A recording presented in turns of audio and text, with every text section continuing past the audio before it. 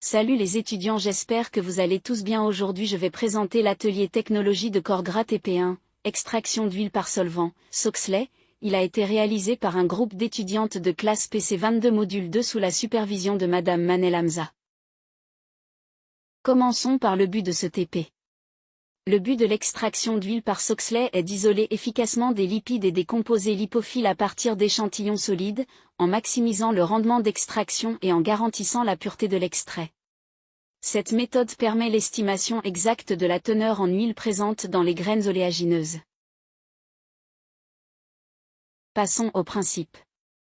Un ensemble Soxley est constitué d'un ballon monocole, d'un réfrigérant et d'un extraction point. Ce dernier présente un système de tubes permettant la vidange du réservoir dont le volume varie d'un modèle à l'autre. Le système doit être complété à l'aide d'une cartouche en cellulose, placée dans le réservoir, destinée à recevoir le composé à extraire.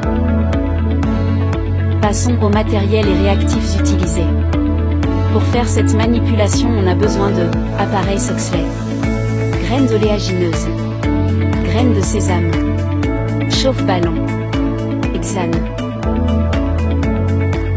Passons au mode opératoire. Préparation de l'échantillon pour l'extraction par Soxley.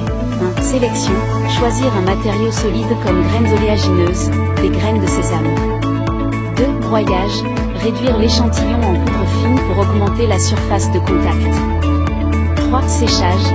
Sécher le broyat à l'étuve à 105 degrés Celsius pour éliminer l'humidité jusqu'à une masse constante. 4. Refroidissement. Refroidir l'échantillon dans un dessiccateur.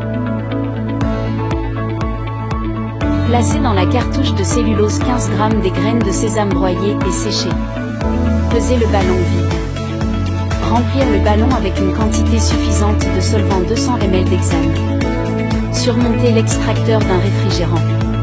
Porter le solvant à ébullition pendant 3 heures. La circulation de l'appareil Soxley.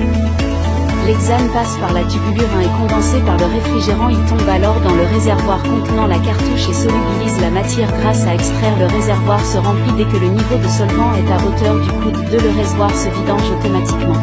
Le solvant et l'huile sont entraînés dans le ballon.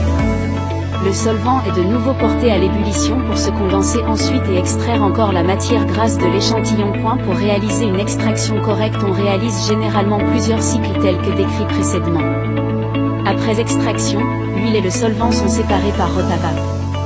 Pesez la masse du ballon après l'extraction M2. Merci pour votre attention et à la prochaine.